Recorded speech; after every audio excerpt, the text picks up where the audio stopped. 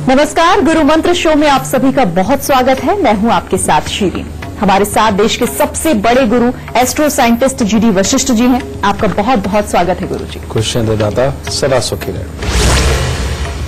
सूचना क्रांति के दौर में हम भले ही अंतरिक्ष और चांद पर घर बसाने की बात कर रहे हों, ऐसा सोच रहे हों, लेकिन अंधविश्वास अब भी हमारा पीछा नहीं छोड़ रहा है। वैज्ञानिक युग के बढ़ते प्रभाव के बावजूद अंधविश्वास की जड़ें समाज से उखड़ नहीं रही हैं। भारत में अंधविश्वास की जड़ें मजबूत हैं क्योंकि भारत में धार्मिक मान्यताओं पर लोगों की आस्था भारी पड़ जाती है, जिसका कई लोग गलत फायदा उठाते हैं। ईश्वर में आस्था जरूरी है, जीवन को दिशा देने के लिए मन में श्रद्धा रखना भी जरूरी है, लेकिन सही और गलत का ज्ञान होना भी उतना ही जरूरी है। हर विश्वास का एक आधार होता है और जब विश्वास अति से ज्यादा और आधारहीन हो जाए तो अंधविश्वास की श्रेणी में आ जाता है। आज हम इसी अंधविश्वास की बात करेंगे। जान लेते हैं, आप अंधविश्वास में कब फंस जाते हैं? बीमारियों को अंधविश्वास से कौन जोड़ता है? अंधविश्वास में अति करने वालों की मानसिकता पहचानिए। राशियों के अनुसार आपके दिन का हाल जानेंगे। शो की शुरुआत करने से पहले आपको याद दिला दूं, फेसबुक पर गुरु मंत्र पेज को लाइक कीजिए और गुरुदेव से सीधा अपने सवाल करिए। आपके सवालों का जवाब आपको जरूर मिलेगा। साथ ही टीवी स्क्रीन पर जो ईमेल आईडी फ्लैश हो रही है उस पर आप मेल कीजिए, आपको इस शो पर कॉलर बनने का मौका मिलेगा। और अगर आप गुरुदेव से सीधा संपर्क करना चाहते हैं तो स्क्रीन पर फ्लैश हो रहे नंबर्स पर फोन कीजिए। इससे ज्यादा तरीके आपको और कहां मिलेंगे। गुरुदेव, पहला कॉलर में इससे पहले आपसे जानना चाहेंगे, मेष, वृषभ और मिथुन राशि वालों का आज का दिन कैसा रहने वाला है? सबसे पहले बात करते हैं मेष राशि वालों की। मेष राशि वालों का आज दिन कुछ खास अच्छा नहीं है। पढ़ने लिखने वाले बच्चों का आज पढ़ाई लिखाई में मन नहीं पूरी तरह से लग पाएगा और आपके साथ कोई अप्रिय घटना भी घटित हो सकती है और गृहस्थ जीवन में भी परेशानी का दिन आज नजर आ रहा है। इसीलिए अगर हो सके, खास करके जो बच्चे हैं वो थोड़ा संयम से, धैर्य से चले और उनका खास ख्याल रखा जाए आज के दिन। वृषभ राशि वालों के लिए दिन थोड़ा खट्टा मीठा है। अगर आज आप लोग मन में अपने विचार नकारात्मक नहीं बनाते तो दिन उत्तम है। फिर कामकाज में अच्छा समय भी व्यतीत होगा और आर्थिक स्थिति भी अच्छी बनी रहेगी। मिथुन राशि वालों के लिए आज का दिन काफी उत्तम है। भाग्य में हर संभव सहायता प्राप्त होगी। परीक्षा प्रतियोगिता में भी इच्छा अनुसार सफलता मिलने के पूरे योग बने हुए हैं और पारिवारिक सुख भी मिलेगा और कामकाज भी अच्छा बना रहेगा। गुरुजी, अगर हम आसान शब्दों में कहें तो अंधविश्वास का मतलब होता है बिना किसी सच्चाई को जाने किसी भी बात पर विश्वास कर लेना, आंखें बंद करके। तो ऐसे कौन से लोग होते हैं जो किसी भी बात पर इस तरह से विश्वास कर लेते हैं और इस अंधविश्वास के फेर में फंस जाते हैं? इसको एक शब्द में कहूं कि ये एक वाकई में बहुत भोले लोग होते हैं। ताकि इस दुनिया के अंदर बहुत सी दुनिया ऐसी है जो जिनका वाकई में सच्चाई के साथ में तो वास्ता होता है, लेकिन चालाकी के साथ नहीं होता। सच्चाई वही है जो सामने नजर आती है और चालाकी ना होने की वजह से उनको भरमाना बहुत ही आसान होता है। इसीलिए आज भी हालांकि ये शब्द बोले जाते हैं कि सब बहुत तेज है, सब समझदार हो गए, लेकिन ऐसा नहीं है बेटा। दुनिया के अंदर आज भी बहुत ही भोले लोग हैं जो लगते चालाक हैं, तेज हैं, लेकिन उनकी बुद्धि उस तरह की नहीं है कि जो अच्छे और बुरे को जान सके। ये हमारा नैतिक कर्तव्य है, ये हमारा सामाजिक कर्तव्य है कि अगर कहीं पर भी कुछ भी ऐसा होता है तो हम उनको सही रास्ता कम से कम एक बार समझाने की कोशिश तो जरूर करें। बेटा, कोई भी वो इंसान जो विपदाओं में फंसा हुआ है, उसको रास्ता नहीं मिल रहा, सबसे ज्यादा उसका भटक जाना एक स्वाभाविक सा होता है। क्योंकि ये जो लोग हैं जो भरमाते हैं, जो ओपरी के नाम पे, किए कराए के नाम पे और लोगों से ठगने के हालात बनाने के नाम पे एक तरह के शिकारी बनके ये अपने शिकार को जो ढूंढते रहते हैं, वो लोग इनका बहुत आसानी से शिकार बन जाते हैं, जो लोग अपने माहौल में फंसे हुए हैं और उनको रास्ता नहीं मिल रहा। और ये एक आध चीज करके ऐसा विश्वास दिला देते हैं जैसे ही किसी के पास जाते हैं उनको ये दिया चला के दिखा देते हैं, जबकि ये सब जानते हैं कि ये हाथ के करामात है। कहने का मतलब वो एक ऐसे धागे से बंधा हुआ होता है जो कि नजर नहीं आता और वो चल जाता है। जाते ही उसको साइकोलॉजिकली उसको इम्प्रेस करने के लिए, उसकी मोटिवेशन को डाउन करने के लिए जाते ही वो अजीब सी चीजें, कोई हड्डियां लेकर के, कोई पंख लेकर के, ये सब कुछ लेकर के उसके सर के ऊपर आशीर्वाद स्वरूप मारना और उसके बाद पानी के छींटे मारना, उसको साइकोलॉजिकल ऐसा बना दिया जाता है कि इंसान को लगता है यहां वाकई में कोई चीज है। लेकिन ये सब कुछ गलत है। आप आए दिन अखबारों में पढ़ते हैं, आए दिन आप खबरों के अंदर देखते हैं कि किस किस तरह के हालात बनाते हैं। और बेटा, इंसान समझदार होकर के भी अपनी मजबूरियों के आगे घुटने टेकता हुआ इनके चंगुल में आराम से फंस जाता है। रियलिटी में आपको समझ करनी चाहिए, और अगर आप किसी ऐसे इंसान को जानते हैं कि जो इस तरफ जा रहा है, बेटा उसको रोकना चाहिए, क्योंकि इंसान कमजोरी का पुतला है, बहुत जल्दी हार भी मानता है। तो उसका ढाढ़स बढ़ाइए, उसको कहे कि थोड़ा सा इंतजार करे और किसी सही जगह पर जाकर के सही इलाज लेकर के अपने जीवन को ठीक करें।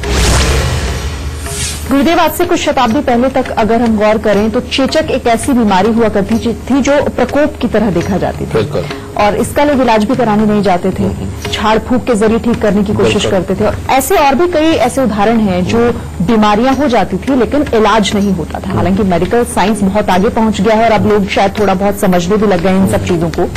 आखिर भगवान को अंधविश्वास से कैसे जोड़ दिया जाता है? बीमारी अगर कोई होती है तो कैसे ना इलाज करके झाड़ फूंक की तरफ लोगों का रुझान हो जाता है?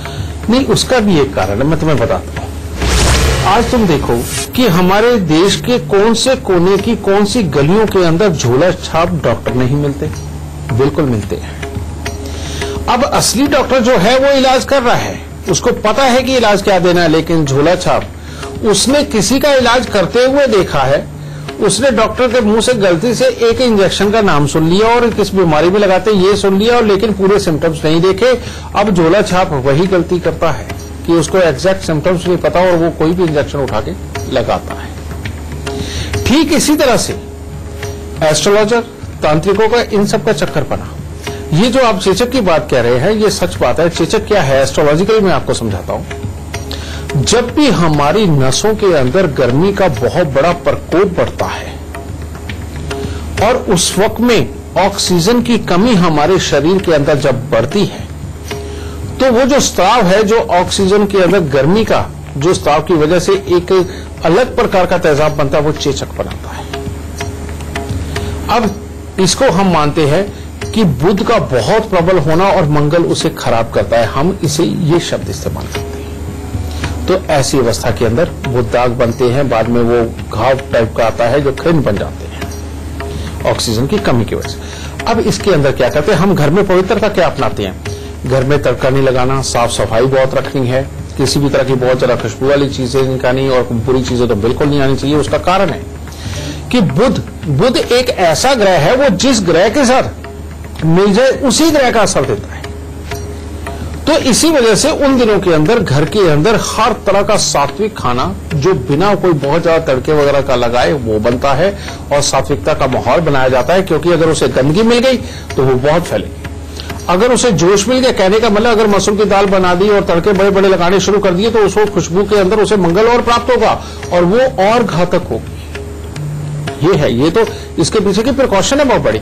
लेकिन झाड़ फूक पे क्या किया जाता था कि स्पेशली तौर पे ऐसी चीजें ली जाती थी जिसके अंदर के मंगल के प्रकोप को शांत किया जाए और बृहस्पति की ऊर्जा को बढ़ाया जाए ताकि ऑक्सीजन लेवल बेहतर हो, जिससे कि मंगल और बुध दोनों काबू में आ सके। ये टेक्निकल भाषा मैं आपको बता रहा हूं जो एस्ट्रोलॉजी की है। अब इसके अंदर हमेशा पहले बुध को शांत करने के लिए वो मोर पंखों का इस्तेमाल कर लिया करते थे कि मोर पंखों के कम से कम एक झाड़े के अंदर 56 चक्र लगाना बहुत जरूरी था। उससे बुध की ऑरा को सेट किया जाता। फिर कुछ मीठे का भोजन वो उसके ऊपर उतारा करके मंगल को ठंडा करने के लिए, या कि जो उसकी ऑरा के अंदर मंगल की फालतू एनर्जी है उसको वो मीठा एब्जॉर्व करे और उसको वो बाहर जाकर के बहा दे, दबा दे, कुछ भी करते हैं। ये क्या काम किया जाता था। और उसको पीले रंग की वस्तुएं आसपास में रखी जाती थी लाइट कलर की चीजें रखी जाती थी ताकि ऑक्सीजन का प्रभाव ज्यादा से ज्यादा उसके शरीर के अंदर जाए। ये चीज की जाती थी।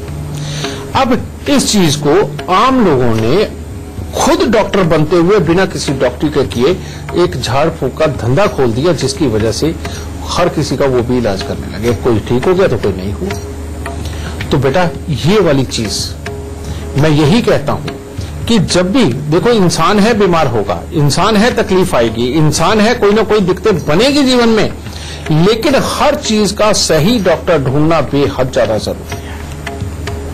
और ये अगर होगा तभी आप अपने जीवन को सही दिशा में ले जा पाएंगे बिना किसी तकलीफ के, वरना एक ऐसे भंवर में फंस जाओगे, एक बेमतलब का अंधविश्वास किसी उस इंसान के ऊपर बना के जो कि काबिल नहीं है, कि जो आपके जीवन की नैया को भी मझधार में लटका सकता है या खराब कर सकता है। इसीलिए बेटा ये तो दुनिया में इतने हैं कि आप आज अगर इनको रोकना चाहो, खत्म करना चाहो, ये नहीं हो सकते, क्योंकि हर कोई अपने स्वास्थ्य से जुड़ा हुआ है।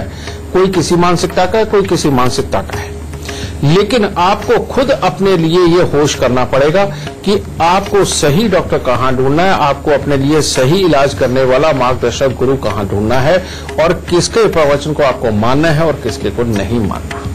समझिए। और बेटा यही करके आप अपने जीवन को अच्छा कर सकते हो। ये एस्ट्रोलॉजी जो है, चाहे झाड़ फूक वाले भी बेटा, वो भी वाकई में कई लोग सच्चे हैं, लेकिन वो बेशक चीजों का इनका सहारा लेते हैं, लेकिन वो भी पूरी साइंस को अपनाते हैं। लेकिन हर किसी के पास जाना और सिर्फ एक भीड़ वहां जा रही है इसलिए जाना, ये बेटा बहुत बड़ी गलती है, जिसको करने के बाद आपको बाद में एक ना एक दिन पछताना जरूर पड़ता है। तो इस गलती से रुको। जो वाकई में जानकार है, जो वाकई में इन चीजों का करने वाला, उसकी ख्याति बड़ी दूर तक होती है। बेटा थोड़ी सी परेशानी जरूर उठाओ, लेकिन सही जगह पे जाके सही इलाज करवाओ, ताकि आप अंधविश्वास के जाल में फंस के अपने आप को खराब ना करें। गुरुदेव, बातचीत का सिलसिला हम आगे भी जारी रखेंगे, लेकिन अभी आपसे जानना चाहेंगे कर्क, सिंह और कन्या राशि वालों का आज का दिन कैसा रहेगा। कर्क राशि वालों के लिए आज कुछ अच्छा और कुछ बुरा है। जैसे आज अनावश्यक खर्चे भी बढ़े रहेंगे और मित्रों के साथ अच्छा समय व्यतीत हो सकता है, पर घर में किसी के साथ अनबन भी हो सकती है और साथ ही कोई न कोई शुभ समाचार की प्राप्ति भी हो सकती है। इसीलिए अच्छा और बुरा दोनों प्रकार का दिन है। सिंह राशि वाले अगर आज अपने माता पिता के साथ बेमतलब की कोई अनबन ना करे तो दिन बहुत ही उत्तम है। भाई बंधुओं से सहायता मिलेगी। आज कोई खुशखबरी भी मिलेगी। घर परिवार में कोई ना कोई मांगलिक कार्यक्रम भी होगा, तो इसीलिए दिन उत्तम है। माता पिता के साथ में सौहार्दपूर्ण रहिए आज। कन्या राशि वालों को आज के दिन रुपए पैसे के लेन देन को लेकर के थोड़ा सजग रहने की जरूरत है, नहीं तो कुछ नुकसान हो सकता है और उसके कारण विवाद भी उत्पन्न हो सकता है। इस बात का खास ख्याल रखना है, वरना दिन उत्तम है। घर परिवार में कोई मांगलिक कार्य भी हो सकता है और शिक्षा में रुचि भी बनी रहे। गुरुदेव, कई बार ऐसा देखने को मिलता है, ऐसी खबरें सुनाई देती हैं कि भगवान को खुश करने के लिए लोग मानव बलि तक दे देते हैं। हालांकि सुनने में बहुत डरावना ये लगता है। ऐसे लोगों की मानसिकता क्या होती है और ऐसे लोगों से कैसे बचें या फिर कैसे उन्हें आगाह करें? आप सबको मैं बता दूं बेटा, ये वाकई में हम आए दिन खबरों में भी देखते हैं और इधर उधर आसपास के माहौल के अंदर भी ये चीज मिलती है। लेकिन सही मायने में बात तो ये है कि आप जिसके पास अपना इलाज करवाने गए हो, सही मायने में उनको भी इलाज की जरूरत है। आज तक ये बातें सुनी सुनाई के अलावा आपने कभी देखा है कि कोई भगवान बन के आपके सामने आया हो और उसने ऐसे हाथ किया हो और उसमें से वाकई में एक शक्ति निकली हो और वो आदमी ठीक हो गया हो या उसकी झोली भर गई हो? क्या आपने कभी देखा है कि किसी की बलि देने के बाद में उस जानवर की या उस इंसान की जिसकी बलि दी जा रही है उसमें से कुछ निकला हो और उसने आकर के आपके दुखों को हर लिया हो या आपके शरीर को स्वस्थ कर दिया हो? कभी नहीं हुआ ऐसा। और ज्यादातर तो इसलिए बलि चढ़ती है इंसान के बच्चे की कि अगर किसी के पास में बच्चा नहीं होता तो उसको कोई ये भरमा देता है कि फलाने टाइप के बच्चे को तुम अगर उठा के लाओगे या उसकी कोई बलि दी जाएगी तब बच्चा होगा। बेटा ये कितना बड़ा जघन्य पाप है कि एक गोद भरने के लिए आप एक गोद उजाड़ोगे। ये वाकई में बहुत खतरनाक। ऐसे लोग जो इस तरह का मार्गदर्शन दे करके इस समाज को, हमारी सभ्यता को जो अपमानित कर रहे हैं, ऐसे लोगों से वाकई में बचना बहुत जरूरी है। और अगर किसी की मानसिकता में ऐसा कोई कुछ डाल रहा है तो बेटा इससे बड़ा पाप नहीं हो सकता कोई भी। और ये पाप जब पकड़े जाते हैं, आप उनकी सजाएं भी देखते हो, तो बेटा सुख तो नहीं, दुख की तो बढ़ोतरी और बहुत ज्यादा होगी। बेटा हर चीज को साइंस के साथ जोड़ के देखो। एस्ट्रोलॉजी एक बहुत बड़ी साइंस है। अगर अध्यात्म भी हमारा है, अगर अध्यात्म में भी कुछ समझाया जा रहा है, जो आपको करने के लिए बताया जा रहा, बेटा वो भी एक सबसे बड़ी साइंस ही होती है, वो बहुत बड़ी साइंस है, इसमें कोई दो राय नहीं है। अगर मंत्र उच्चारण है तो मंत्र उच्चारण भी ये एक ध्वनि ट्रीटमेंट है। जब हम मंत्र बोलते हैं तो वो मंत्रों के प्रभाव से ये तरंगे हमारे आसपास के माहौल के अंदर ज्यादा बढ़ के आती है। जब इसके पिंड बढ़ जाते हैं तो वो हमारे ट्रीटमेंट बनती है। मंत्र उच्चारण बहुत बड़ा ट्रीटमेंट है।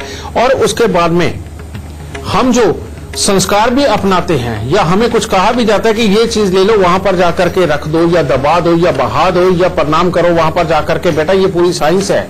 लेकिन कभी भी उस चीज को कभी नहीं मानना चाहिए जो आपका फायदे का सपना दिखाए और दूसरे किसी को नुकसान पहुंचाए।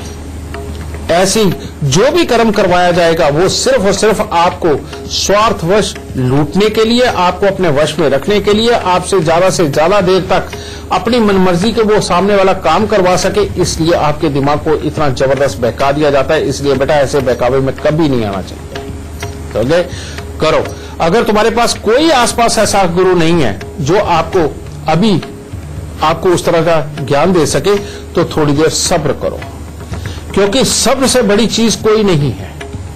जो इंसान थोड़ा सा वक्त का इंतजार करके चलता है, भगवान परमात्मा पे भरोसा करके चलता है, बेटा उसको एक ना एक दिन रास्ता जरूर मिल जाता है। आज आपकी तकलीफ कितनी भी बड़ी हो, लेकिन कोई भी गलत तंत्र मंत्र के नाम पे कोई क्रिया गलत मत करो, बहुत बहुत बड़ा पाप लगेगा।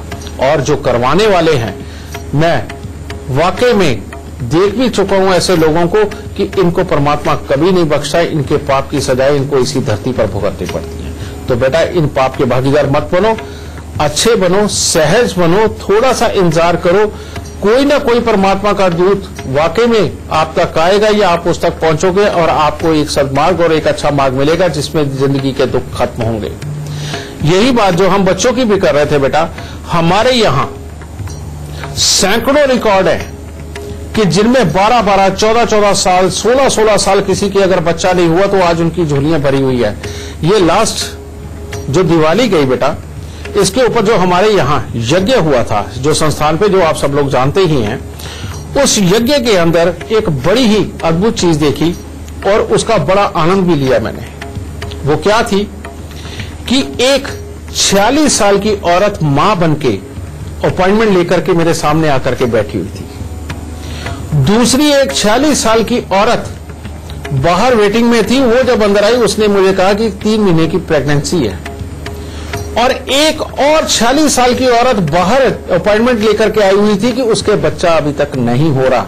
जब वो तीनों खड़ी हुई और तीनों 46 साल की, आप देखो कि उनका धैर्य कितना पड़ा कि एक के हो चुका, दूसरी प्रेग्नेंट और तीसरी इस आस में आई। बेटा ये जो संभव हुआ है, ये वाकई में ये एस्ट्रोलॉजिकल साइंस को जो समझता है वो ये कर सकता है। तो बेटा अगर सीधे साफ सिंपल रास्ते हैं तो क्यों इन चीजों में जाना, और ऐसी चीजें जो किसी को दुख पहुंचा दे। तो बेटा इन सब से बच के रहो, सही और सद्मार्ग पे चलो, हमेशा अच्छी सोच लेकर के चलो। जब तक कि परमात्मा की अपेक्षा है कोई बात नहीं, थोड़ा सा सब्र करो, रास्ता जरूर मिलेगा।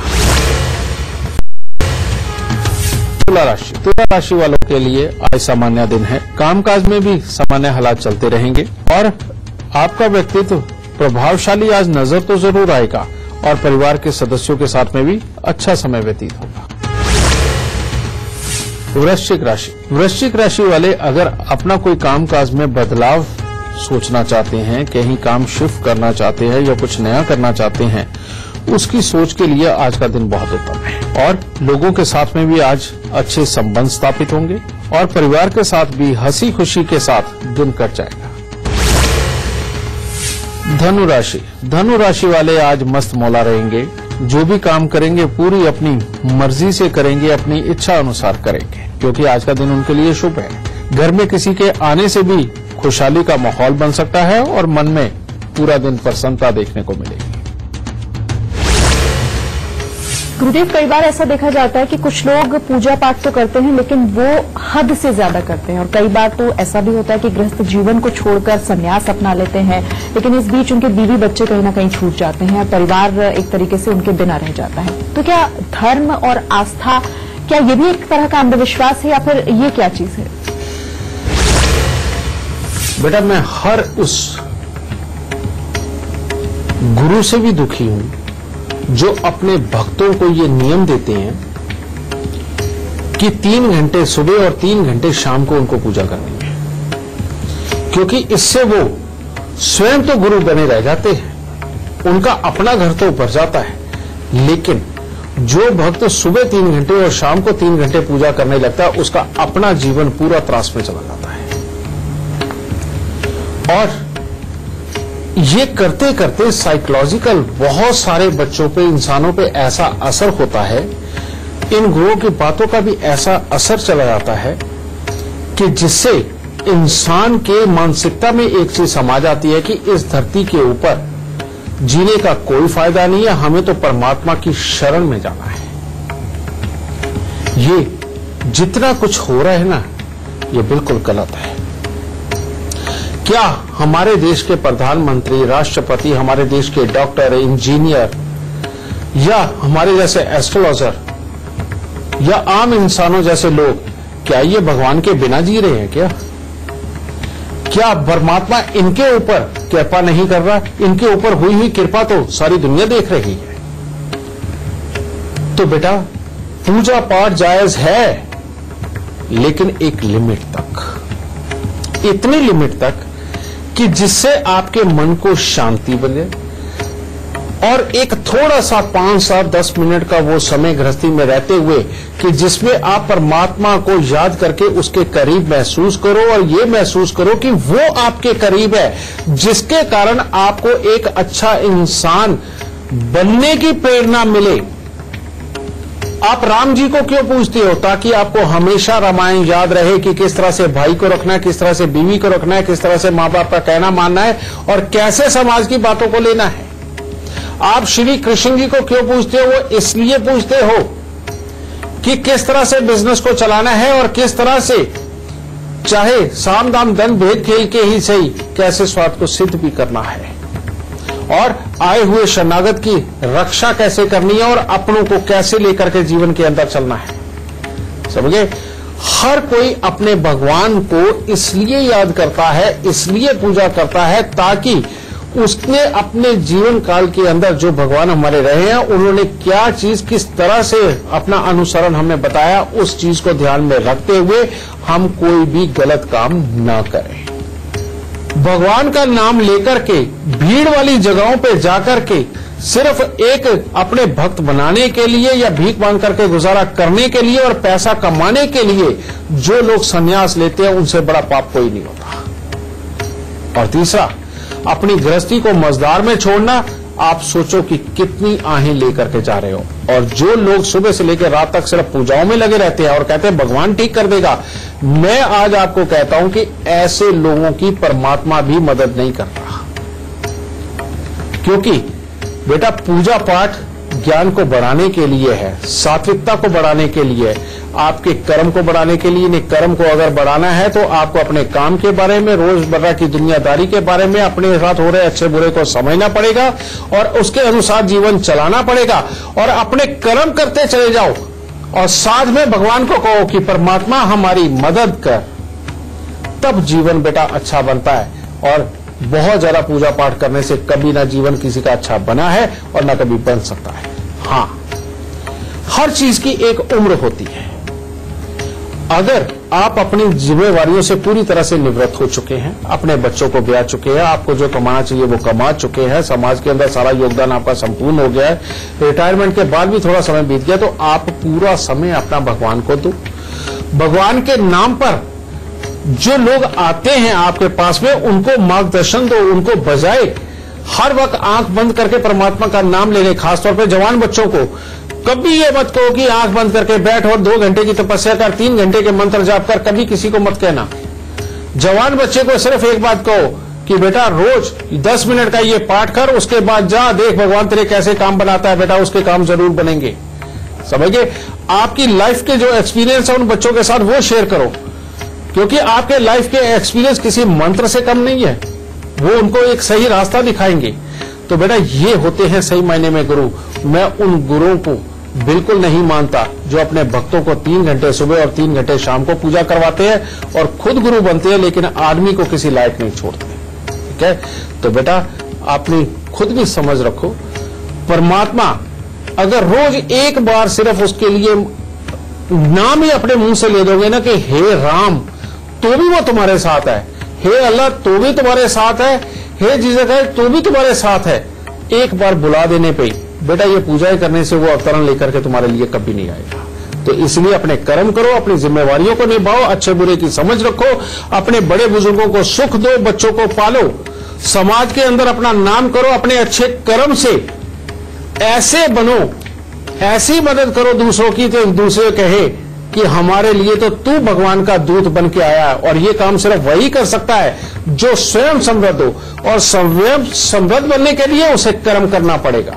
तो इसलिए बेटा कर्म करो और दूसरों के लिए भगवान बनो, ना कि भगवान के नाम में फंस के अपने कर्म को गवा दो। तो इस मैसेज को याद रखना बेटा, दाता जरूर सुख देगा। गुरुदेव से बातचीत का सिलसिला हम आगे भी जारी रखेंगे, लेकिन अभी आपसे जानना चाहेंगे मकर, कुंभ और मीन राशि वालों का आज का दिन का हाल कैसा रहेगा। मकर राशि वालों के लिए आज सिर्फ एक ही प्रकार की खुशखबरी हो सकती, वो है कि किसी व्यक्ति के सहयोग से आपका कोई कार्य सिद्ध हो सकता है जिसमें आपको लाभ होगा। इसके अलावा पढ़ने लिखने वाले बच्चों का पढ़ाई में पूरी तरह से मन नहीं लग पाएगा। स्वास्थ्य में उतार चढ़ाव देखने को मिल सकता है और घर में किसी से विवाद भी हो सकता है। इसीलिए सुबह सवेरे भोलेनाथ पे जल चढ़ा करके दिन की शुरुआत करें, अच्छा जा सकता है। कुंभ राशि का आज दिन आपकी अपनी समर्थ अपने कर्म के ऊपर निर्धारित है। कहने का मतलब आज के दिन आपको अपनी मेहनत और समझदारी से जीवन को सुखमय बनाने में मदद मिलेगी, लेकिन मेहनत करेंगे तभी होगा। और बड़ों का आदर अगर आज आप करेंगे, उनको सम्मान देंगे, तो ही आपका दिन बेहतर रहेगा और परिवार के सुख अच्छे मिलेंगे। मीन राशि, आज कामकाज में सफलता मिलेगी। आप धार्मिक कार्यों में बढ़ चढ़ करके हिस्सा लेंगे। आपके द्वारा यात्राएं भी होनी संभव है और परिवार के अच्छे सुख प्राप्त होंगे। गुरुजी, एक कॉलर हमारे साथ जुड़ गए मध्य प्रदेश के सागर से। समीर हमारे साथ जुड़े हुए हैं अपने सवाल के साथ। समीर, क्या पूछना चाहते हैं आप गुरुजी से? अपना जन्म स्थान, जन्मतिथि और जन्म का सही समय पहले बताएं।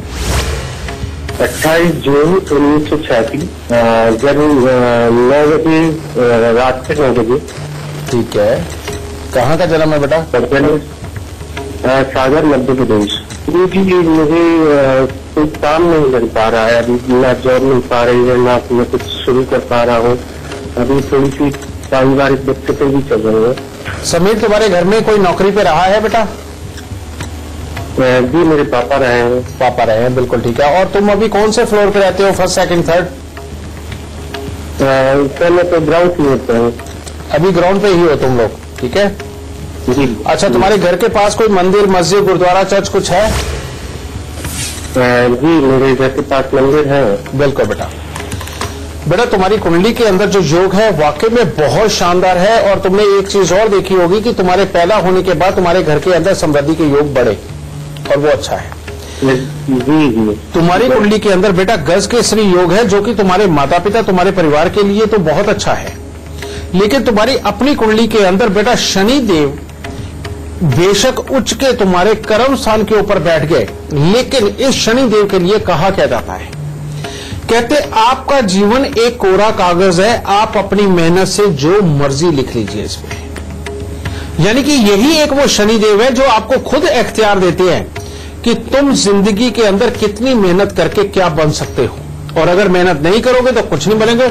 मैंने इसी योग में सारी जिंदगी बेकार में बैठे हुए लोग भी देखे हैं जिन्होंने कोई काम नहीं किया, और मैंने इसी योग के अंदर वो लोग देखे हैं कि जो एक इंसान 1000 इंसानों के डिपार्टमेंट को अकेला संभाल लेता है और किसी का बस नहीं चलता, सबका काम खुद कर देता है।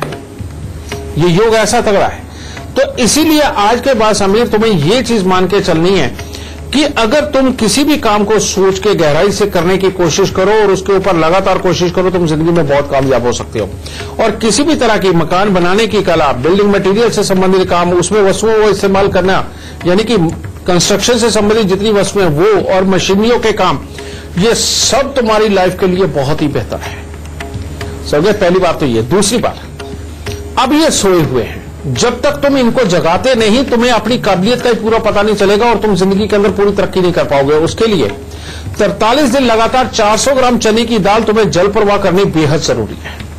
एक बात ये। नंबर 2, ये शनिदेव अगर कहीं घूमने फिरने का काम अपने जीवन में करना पड़ जाए तो इंसान पूरी जिंदगी अपनी ताकत नहीं दिखा सकता, ना अपनी बुद्धि दिखा सकता, ना अपनी वर्किंग दिखा सकता है। आदमी उल्टा गिरता है। और कहीं ऐसा इंसान कुर्सी पे बैठ के ऑर्डर देकर के सख्ती से काम करवाने लगे तो ये शनिदेव इतना बढ़ते हैं कि ऐसा इंसान अपने जिंदगी के एक खास मुकाम यानी कि 52 साल की उम्र तक अपने काम का टॉप मास्टर बनके जिंदगी के अंदर नाम कमाता है। जैसे बहुत सारे डिपार्टमेंटों से रिटायर्ड लोग आज भी सरकार के बड़े खास जो पदों पे है वो यही लोग होते हैं जिन्होंने अपने आप को साबित किया होता है। तो तुम्हारी कुंडली तो इतनी बेहतर है बेटा। तो 43 दिन 400 ग्राम चने की दाल जल प्रवाह करो और हर मंगलवार को दूध में हलवा बना करके बांटो बेटा। एकदम रास्ते खुल जाएंगे और किसी भी तरह के शनि से संबंधित किसी भी तरह के काम हो उनमें से किसी में भी हाथ डालो, नौकरी भी तुम्हारा इंतजार कर रही है इसके बारे में, और अगर तुम अपना काम करो तो वो भी औसम रहेगा और इसके बाद तुम्हें जिंदगी में कोई तकलीफ नहीं होगी। ठीक है बेटा? खुश रहे माता। तो अब शो खत्म होने वाला है, लेकिन हमेशा की तरह उससे पहले हम गुरुजी से आज का गुरु मंत्र ले लेते हैं। गुरुजी, हम बात अंधविश्वास की कर रहे थे, तो अंधविश्वास पर कैसे रोक लगाएं या खुद कैसे बचें, इससे जुड़ा गुरु। बेटा ऐसा ही एक गुरु मंत्र मैंने कल दिया था जिसके अंदर मैंने कहा था कि आप केसर का प्रयोग कीजिए, केसर वाले दूध का प्रयोग कीजिए। यह बात सत्य है, लेकिन इसके साथ में आज जो गुरु मंत्र है वो भी धैर्य को, स्वास्थ्य को और बुद्धि को बढ़ाने वाला है। और जिसके पास धैर्य, स्वास्थ्य और बुद्धि है वो कभी भी अंधविश्वास में नहीं फंसता। और इसको करने के लिए वही अपना पुराना वाला उपाय जो आज की डेट में लगभग मेरा हर क्लाइंट, मेरे को हर जानने वाला ये जान चुका है, और वो है बड़ के पेड़ पर दूध और पानी मिलाकर के चढ़ाना और गीली मिट्टी का तिलक लगाना। एक तो ये। दूसरा, किसी भी तरह की मन की अवस्था हो, किसी भी तरह के घर के हालात हो, किसी भी तरह के दुखदायी हालात चल रहे हो, या पैसे की कमियां चल रही हो, या परिवार से संबंधित कमियां चल रही हो, एक सदियों से बहुत ही पुराना एक कर्म हमारे साथ चला आ रहा है जिसको हम अब धीरे धीरे भूलते जा रहे हैं। और वो क्या है?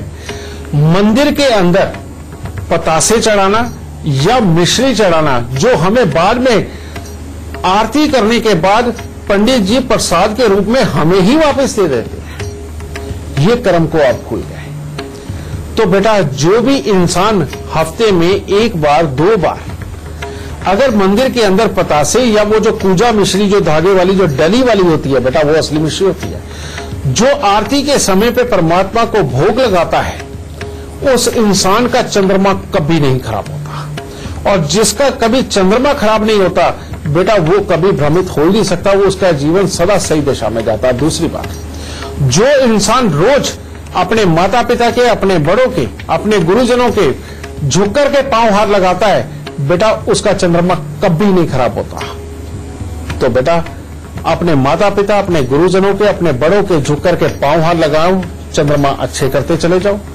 और चंद्रमा अच्छा करने का सिर्फ इतना ही फायदा नहीं होता, एक और फायदा होता है कि रुपया, पैसा, प्रॉपर्टी, वाहन के सुख सब चंद्रमा से मिलते हैं। तो इसलिए इतने सस्ते में अगर ये काम हो रहा है तो जरूर करना चाहिए। और साथ में बड़ के पेड़ पर दूध पानी मिलाकर के और अच्छा मार्गदर्शन कुदरत ही हमारा बन जाएगी, तो बेटा इसके बाद दुख कहां रहेंगे। दाता तुम्हें खुशियां